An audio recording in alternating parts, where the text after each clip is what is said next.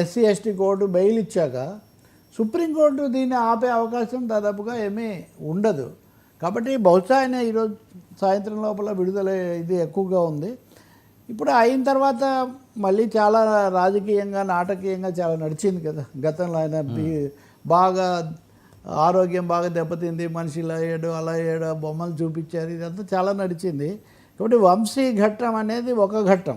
తర్వాత ఏం జరుగుతుంది, మళ్ళీ ఎలా చేస్తాడు. ఇప్పుడు పోసాని కృష్ణమురళి బయటకు వచ్చారు ఉదాహరణకు. ఆయన రాజకీయ నాయకుడు కాదు, ఇప్పుడు ఆయన అస్సలు దాదాపు సైలెంట్ వచ్చాడు. ఇంకా ఆయన సైలెంట్ అన్నారు సార్. ఆయన కూడా సైలెంట్ అయ్యే అవకాశం ఉంటుంది సార్ ఆ స్టైల్లో అందరూ అలాగే ఉండదు. మురళి లేదు, అదే నేను చెప్పబోతున్నా. ఇప్పుడు నందిగం సురేష్ నిన్న రాత్రే విడుదలయ్యాడు. అవును, ఈయన 146 రోజులు జైల్లో ఉన్నాడండి ఇప్పటికీ. అక్కడ అంబటి రాంబాబు వెళ్ళి స్వాగతం పలికి బయటకు వచ్చి చెప్తున్నాడు ఏమనంటే, ప్రభుత్వం వచ్చిన తర్వాత సగం రోజులు ఈయన జైల్లోనే పెట్టారు.